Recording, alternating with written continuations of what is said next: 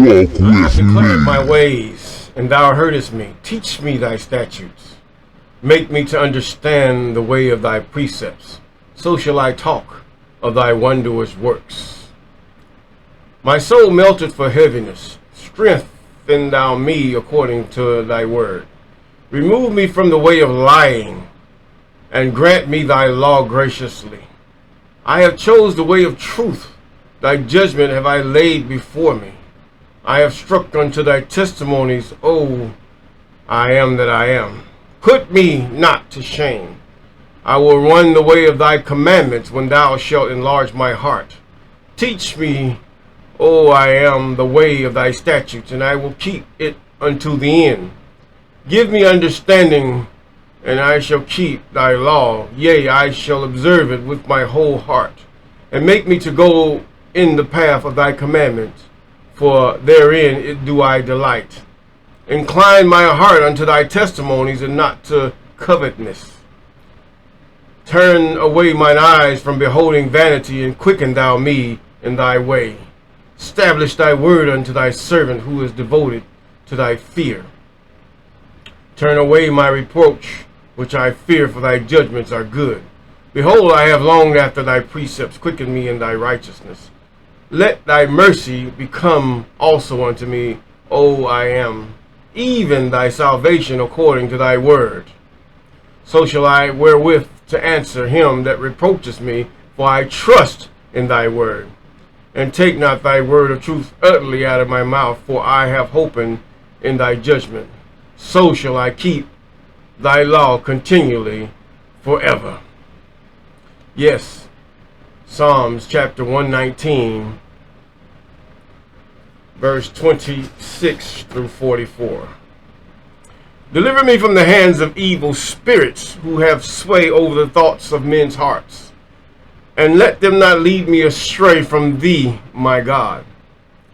Establish thou me in my seat forever, that we go not astray henceforth and forevermore.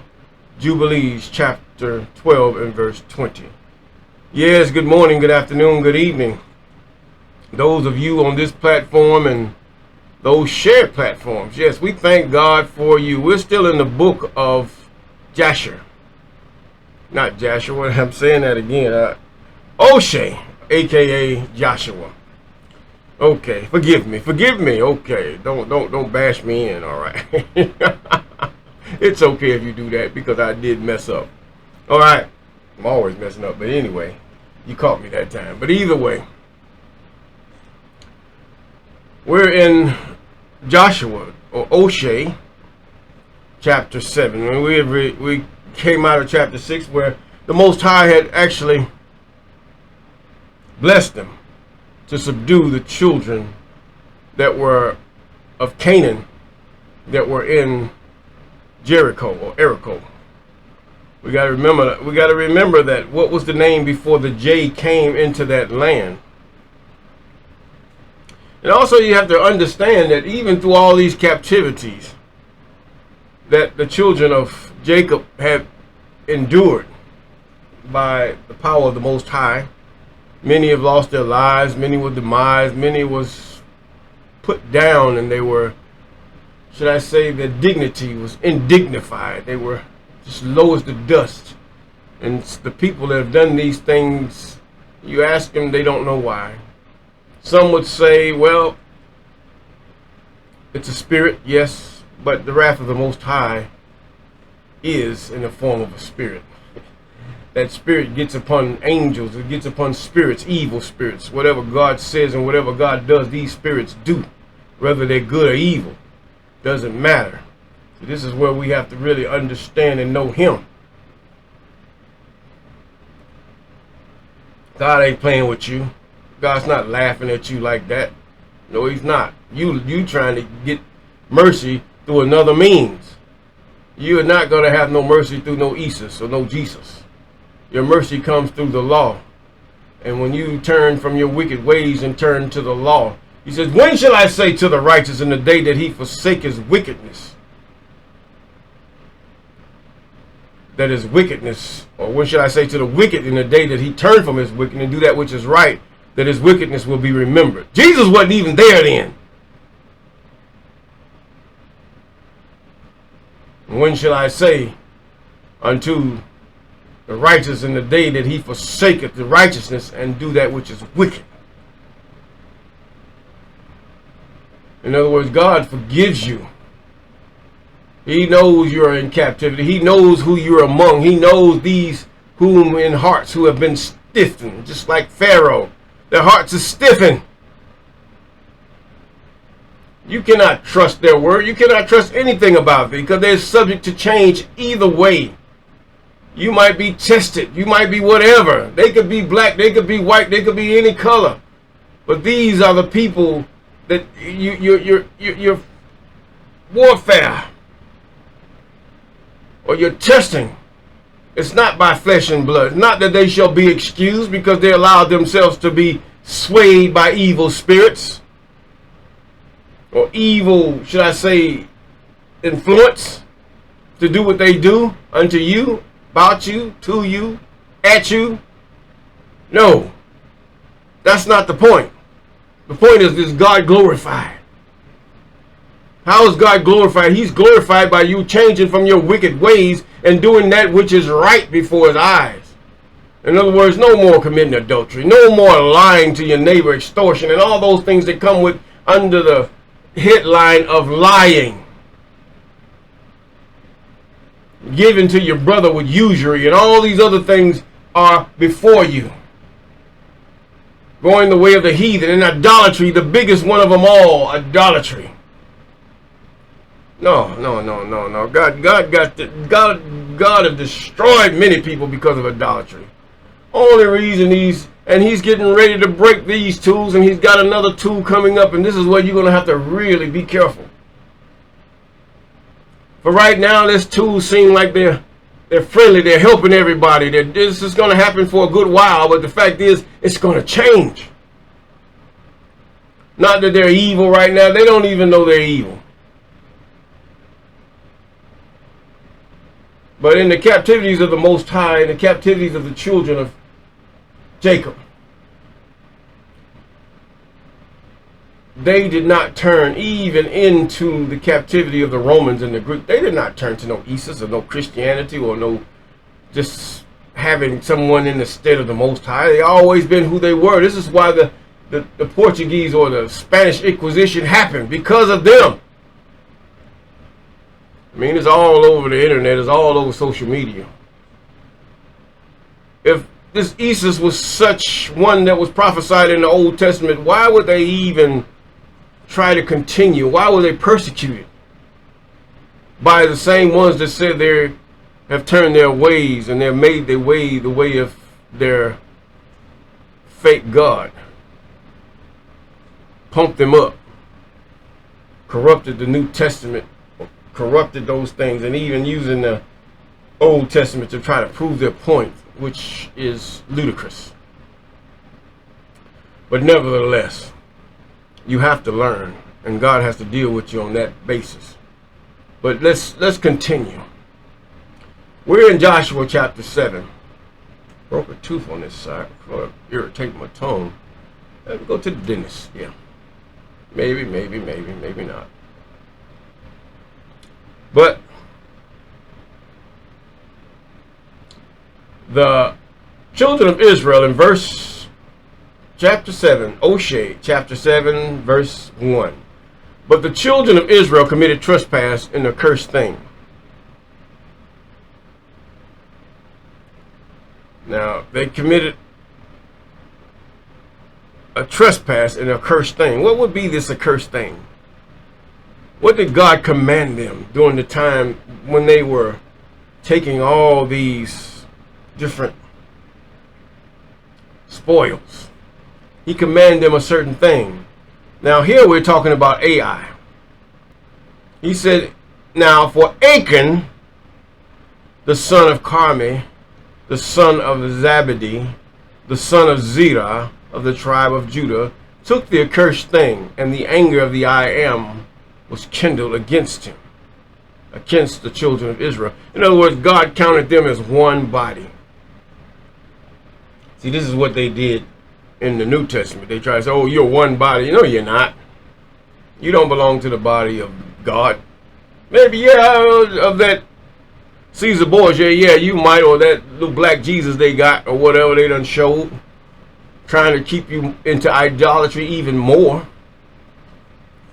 That the wrath of the Most High even come upon you, and you wonder why you're always subject to the wrath of the Most High, and many are being deleted because of that, whether you being deleted through enforcement or you being deleted by many other means. We have to be careful that we do not practice adultery, and watch where our adultery is. And Oshea, also Joshua, sent men from Jericho to Ai, which is beside Bethaven on the east of Bethel, and spake unto them, saying, Go up and view the country. And the men went and viewed Ai.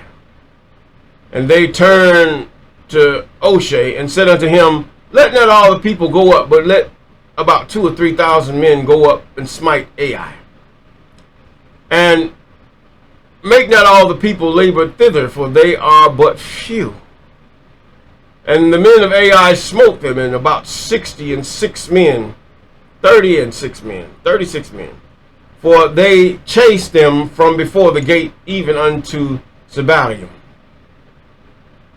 and smote them in the going down. Therefore the hearts of the people melted and became as water. Isn't it something how you can, many of our ancestors can attest to this in the time of their being captive, or captivity have come where they were ousted from the land of Spain under the Spaniard king and his queen Isabella, and then taken over on ships and written, their hearts just melted. In other words, you felt to a point where you were powerless. Your power lies in your obeying the commandments of the Most High. I wish you'd get this through your head. He got you when you obey this Jesus. Those are not his commandments. Jesus is not God.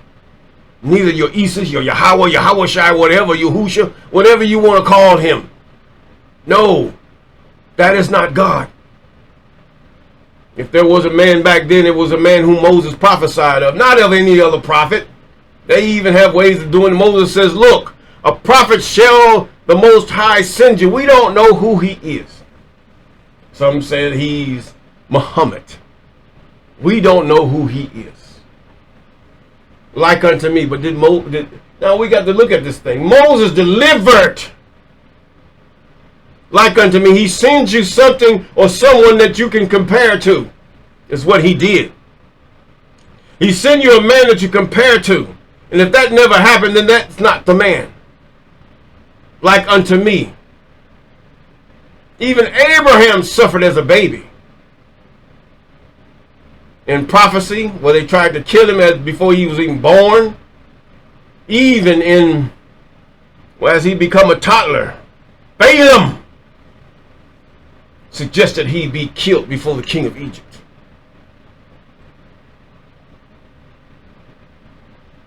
And then you have this Moses. He was prophesied before the king of Egypt. You had Abram. Then you have Moses. Then you have different people have come and gone, not being prophets. Elijah, Elisha. Different other prophets. But Moses said, like unto me. He delivered them in a mighty way. God used him. And this is what he says. Like unto me that was among your brethren. What did your Esau do like unto Moses? You tell me. You tell me. See, this is where you take the things of God and you compare them. This is your precept right there. Now, and they turned to Joshua and said unto him, Let not all the people go up. Let's go to verse 4. So there went up thither of the people about 3,000 men, and they fled before Ai. And the men of Ai smote them about 36 men, for they chased them from before the gate of Zebarium, and smote them in the going down. Therefore the hearts of the people melted and became as water. And Oshea, or Joshua, rent his clothes and fell to the earth upon the face before the ark of the Most High. In other words, just fall down.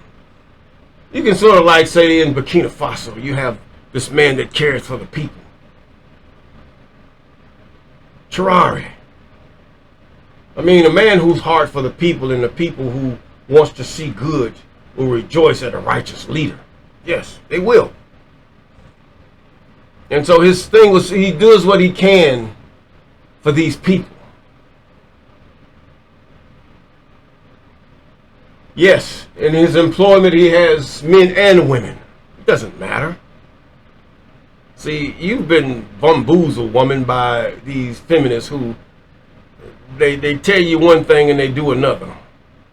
They told you to hate your man and yet they're with their man loving him. How foolish can we get? But either way, but your mind is already seared. It's already stamped in you. You can't change. So it's going to run its course. So that's all we have to do as men, is let this thing run its course in this gender thing. Let it run its course. There's nothing you can do about it. It's already set. It's nothing you can do or say that can change the mind of these women. Only the Most High can do this. So let it run its course. Even Eve had to run her course when she sit up there and she wanted to be equal with God. And then they say there's a middleman between man and God, just Jesus and then God. Jesus is not in charge of your family. It's always been the Most High alone. If he was in charge of your family, why didn't he get married? He was human. Come on here. And showed you how to be a father or a dad. Moses, like unto me, he said. This is how you're going to weigh the Messiah out. Who is really your Messiah? You're going to weigh it out by what Moses said. Like unto me. And then you're going to go by the story of Moses, the prophecy of Moses, the persecution of Moses, how God used Moses and took him through things to make him who he was.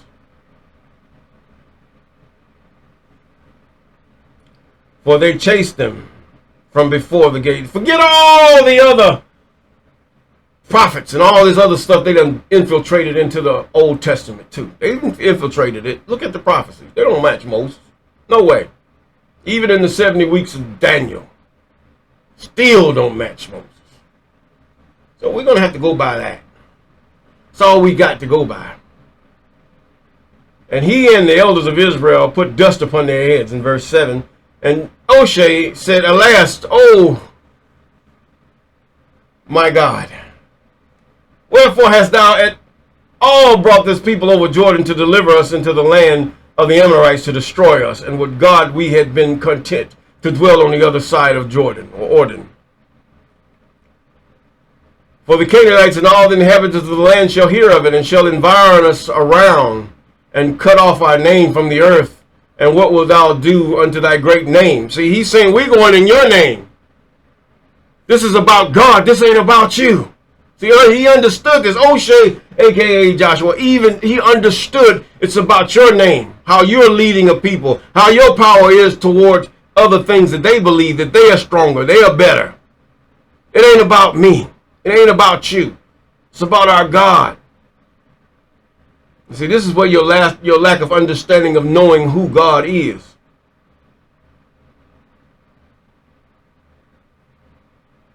And verse 10, and the I am said unto Joshua, or Oshea, Get thee up, wherefore thou liest upon this thy face.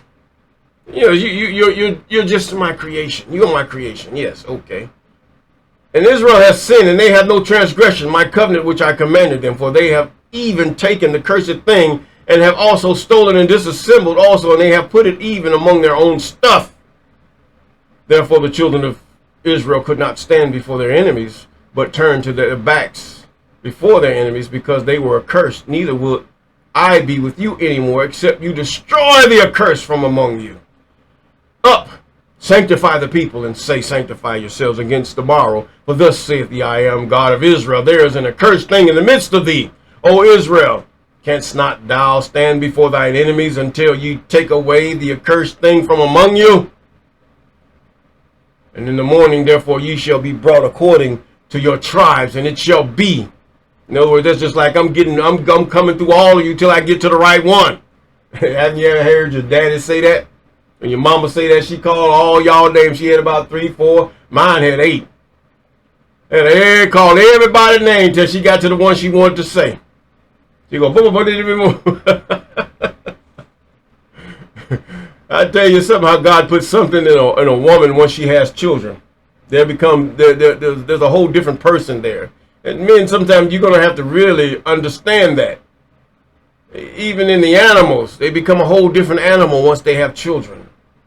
It's different. They're still the same person, but yet they have a sense of them about it that comes upon them at the birth of the child. And it's developing as they develop the child. And the more they have, it becomes more keener. And in the morning, therefore, ye shall, in verse 14, ye shall be brought according to the tribes, and it shall be that the tribes which the I am taketh shall come according to the families thereof, and the families which the I am shall take shall come by the household. That doesn't mean that he's feminine.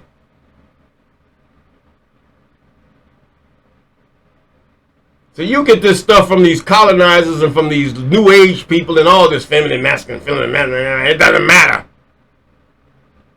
He's all in all. You feminists, you just as deadly as the devil and his angels.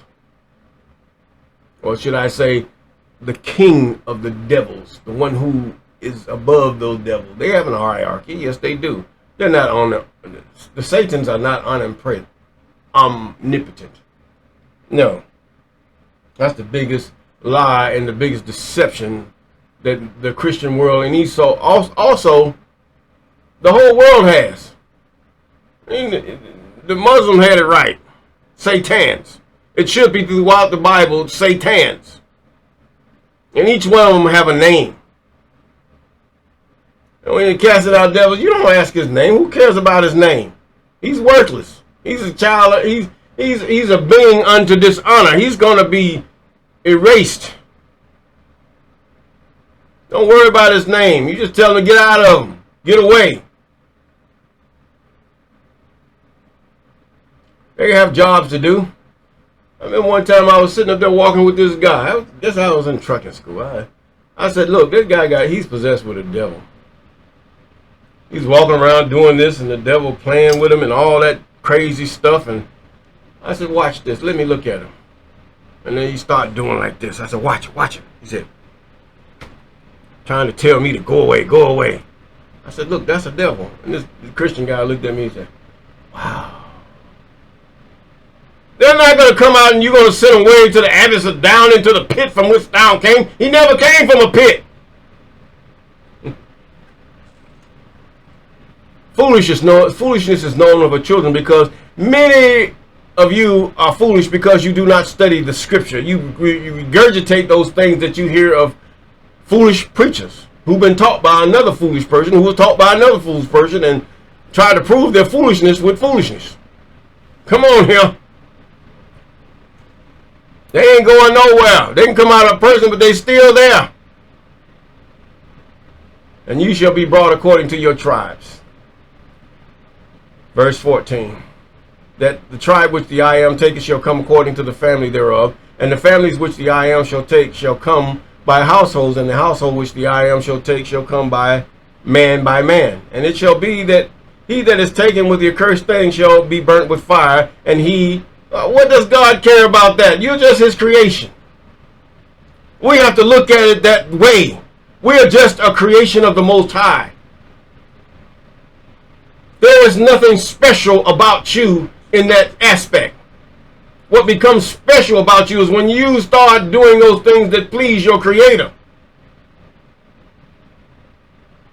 When a cup pleases its maker, brain keeps his beverage warm or cold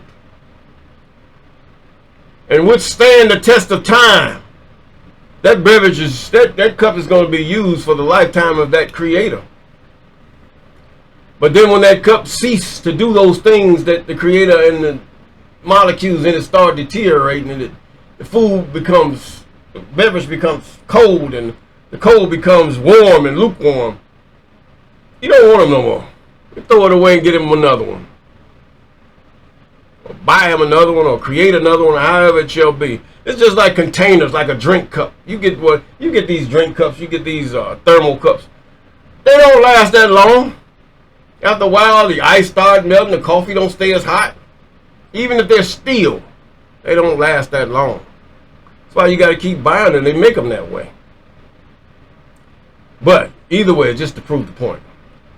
Now it shall be that he is taken. Now 16, and Oshea rose up early in the morning and brought Israel by their tribes. Early in the morning, because I got to know what's going on.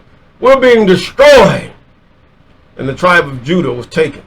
And he brought the family of Judah, and he took the family of the Zarites. And he brought the family of the Zarites, man by man, and Zabdi was taken. And he was brought household man by man. Achan, my son, give, I pray thee, glory to God of Israel, and make confession unto him, and tell me what hast thou done to hide it from me?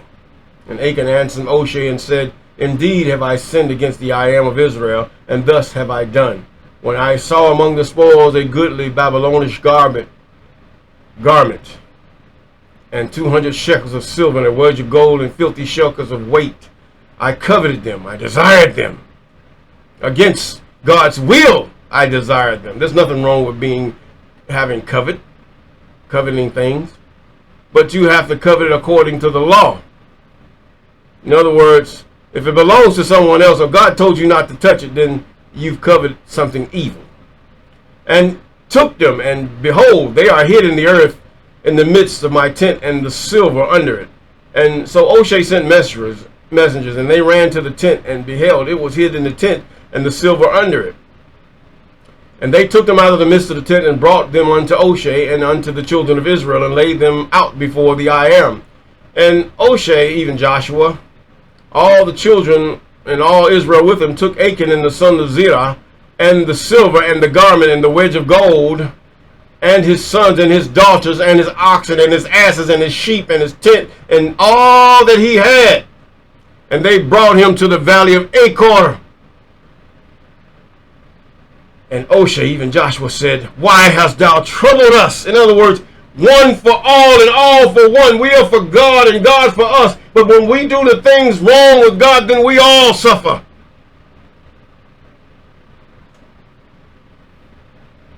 This is the way God had treated Israel. This is the way he wanted them to be in cohesion. Those of you in Africa, this is the way God wants you to be. United States, South America, those of you who would call this God, even he who inhabits all things, not no Isis. Turn away from your Catholicism, from your created, should I say what was created by Catholicism, even Islam. That was created by Catholicism, to tell you the truth, it was. And turn from these other religions that doesn't give you any hope or no blessed, nothing, no statute, no structure, no nothing. Always sayings.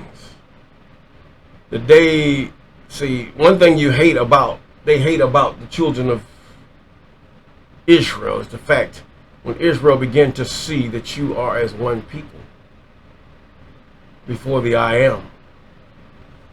When you are as one, when you treat each other as one, not because of the different hues of skin. One might be darker, one might be lighter. No, not by that, but by the fact of the keeping of the commandments. The fact that you all talk and speak the same things. This is what God wants. And this is what Israel does. And to know each other, that you have no problems. And taking one in your home or allowing one to be around your people and all this. Because they keep the same things as you have. And this is not in the heart. And you can't do these things because your heart has been separated and defeated from each other. And Oshea said, why hast thou troubled us? Oh, Sanini Nanini, shall trouble thee this day. And all Israel stoned him with stones and burned them with fire. And after that they stoned him with stones And they raised over him a heap of stones unto this day. So the I am turned from the fierceness of his anger. Wherefore the name of the place was called the Valley of Achor unto this day. Keep the commandments and peace.